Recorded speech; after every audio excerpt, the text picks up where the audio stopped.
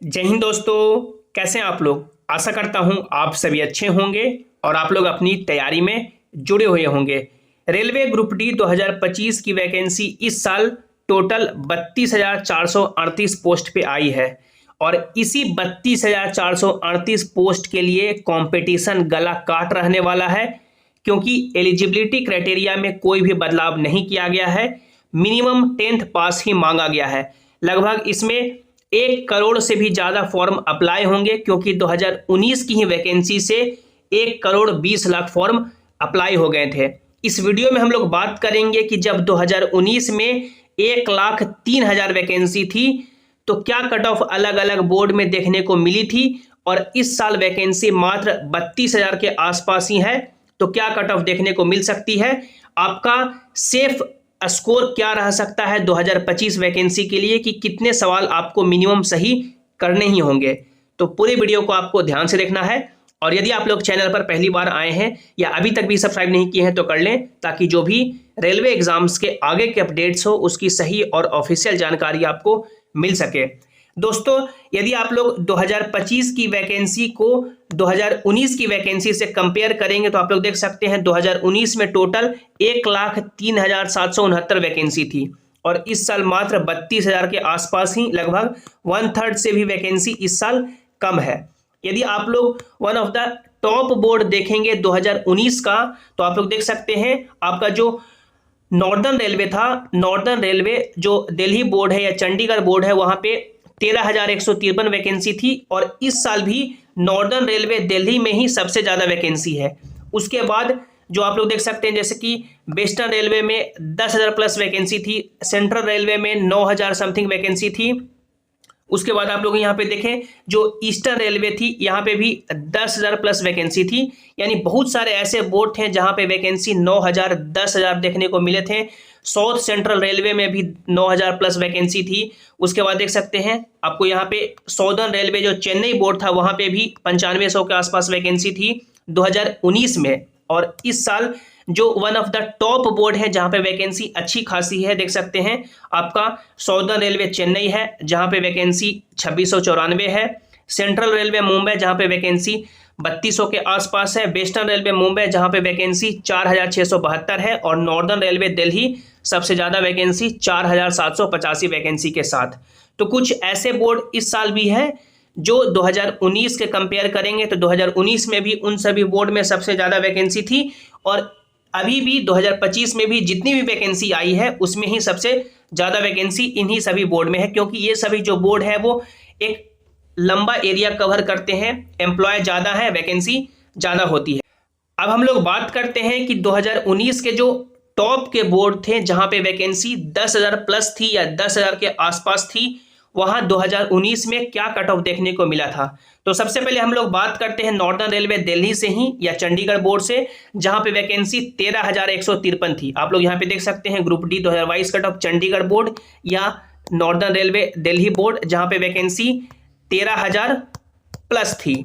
और 13,000 plus vacancy के लिए जो कट ऑफ गया था, नॉर्मलाइज मार्क्स देख सकते हैं, यूआर कैटेगरी का 70.98 यानी लगभग 71 नंबर, एससी का 60 नंबर, एसटी का 50 नंबर, ओबीसी का 64.77 और ईडब्ल्यूएस का 57.75।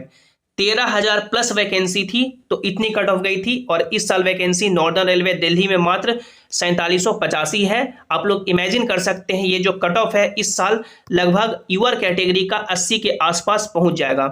उसके बाद कट ऑफ आप लोग यहाँ पे देखें जो कोलकाता बोर्ड है, ईस्टर्न रेलवे कोलकाता, तो आप लोग यहाँ पे ईस्टर्न रेलवे कोलकाता का वैकेंसी 2019 का देख सकते हैं। 2019 में वैकेंसी 10,873 है। 10,000 प्लस वैकेंसी, 10,000 प्लस वैकेंसी पे जो ईस्टर्न रेलवे कोलकाता का कट ऑफ गया था 2019 का, जिसका रिजल्ट 22 दिसंबर 2022 को आया था। नॉर्मलाइज मार्क्स देख सकते हैं 69.60 यूआर कैटेगरी का, एससी का 58 नंबर गया था, एसटी का 48 मार्क्स गया था, ओबीसी का 65 मार्क्स गया था और ईडब्ल्यूएस का 50 मार्क्स गया था। ये 10,000 प्लस वैकेंसी का आंकड़ा है। और इस साल जो ईस्टर्न रेलवे में वैकेंसी है आप लोग यहाँ पे देख सकते हैं, जो ईस्टर्न रेलवे कोलकाता में इस साल वैकेंसी है वो मात्र आपका यहाँ पे जो वैकेंसी है 1817 ही है। तो 1817 पे जो इस साल एक्सपेक्टेड कट ऑफ है, यहाँ पे भी मान सकते हैं लगभग 75 प्लस आपको नॉर्मलाइज्ड कट ऑफ पहुंच जाएगा। नॉर्मलाइज्ड मार्क्स जो कट ऑफ है वो 75 प्लस या 80 तक भी चला जाएगा।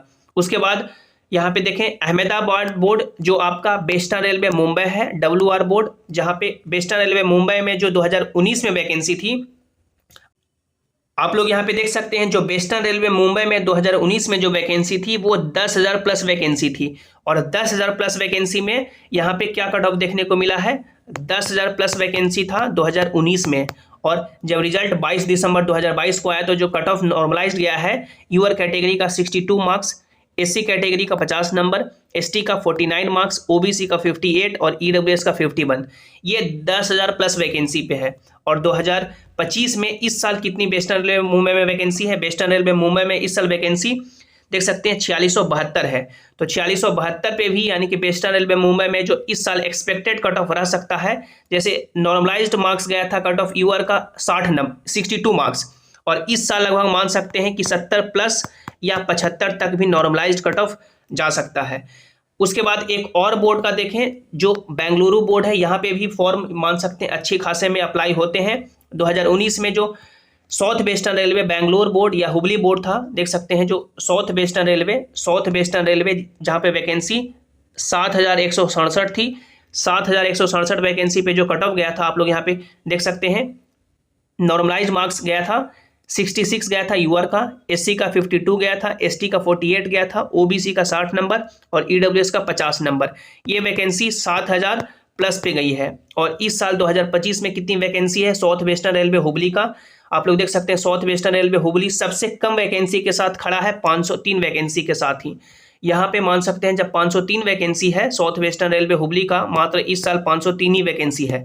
तो ये जो कट ऑफ है नॉर्मलाइज्ड कट ऑफ यूआर का यदि 66 गया था 7,000 प्लस वैकेंसी पे और इस साल वैकेंसी मात्र 503 है, तो ये जो कट ऑफ है इस साल 80 प्लस नॉर्मलाइज कट ऑफ पहुंच जाएगा।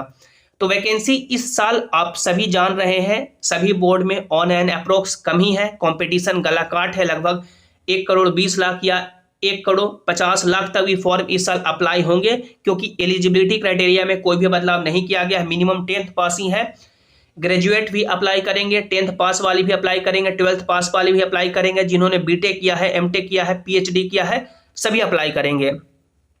ये जो आपका सिलेबस है, इस सिलेबस के अकॉर्डिंग कितने मार्क्स इस साल 2025 में सिलेक्शन लेने के लिए चाहिए आप लोग देख सकते हैं। जो एग्जाम होगा आपका 1.5 घंटे का एग्जाम होगा।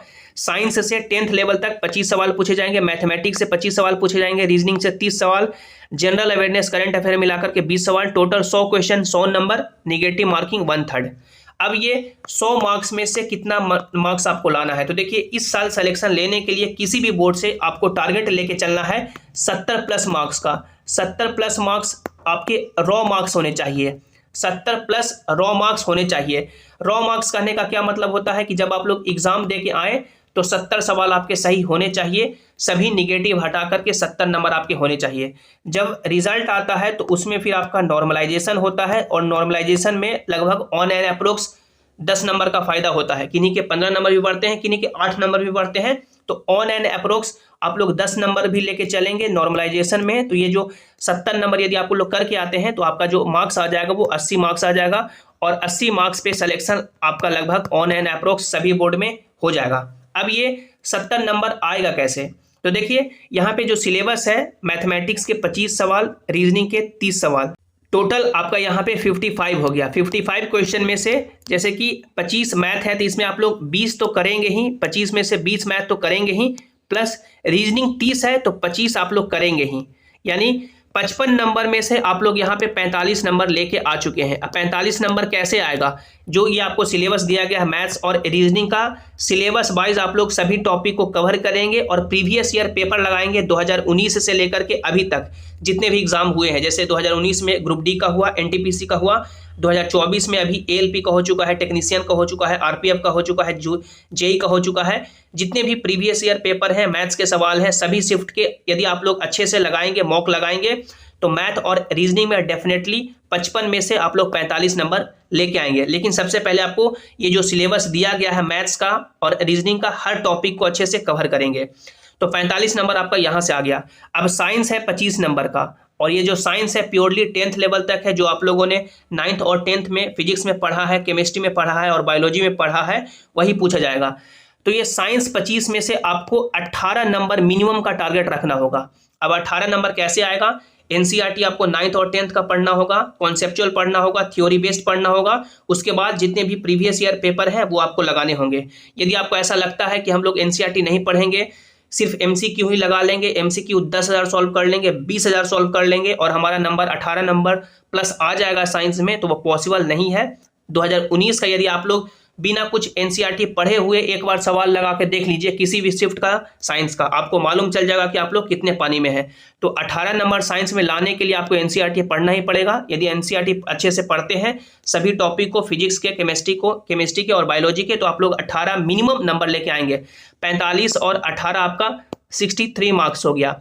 यदि आप लोग जनरल अवेयरनेस, करंट अफेयर जो ये 20 नंबर का पूछा जा रहा है, इसमें से 10 नंबर भी लेके आते हैं, 20 में से 10 भी, तो आपका जो नंबर है वो 73 प्लस मार्क्स क्रॉस कर जाएगा, रॉ मार्क्स, और 73 प्लस रॉ मार्क्स हो जाता है तो नॉर्मलाइजेशन में आपके लगभग 85 नंबर या 80 प्लस तक चले जाएंगे और सिलेक्शन आपका कोई नहीं रोक पाएगा। तो ये आपका स्ट्रैटेजी है, इसके अकॉर्डिंग आपको तैयारी करनी है यदि सिलेक्शन इस साल लेना है तो। इसके रिगार्डिंग जो भी आपके मन में डाउट है आप लोग नीचे कमेंट में जरूर पूछें, वीडियो को लाइक करें, अपने दोस्तों के साथ शेयर करें और सभी इंपॉर्टेंट अपडेट पाने के लिए आप लोग इस टेलीग्राम जेसिंग क्लासेस से भी ज्वाइन हो जाएं ताकि जो भी अपडेट्स हो यहाँ पर आपको मिल सके। मिलते हैं अगली वीडियो में। Thanks for watching, have an awesome day.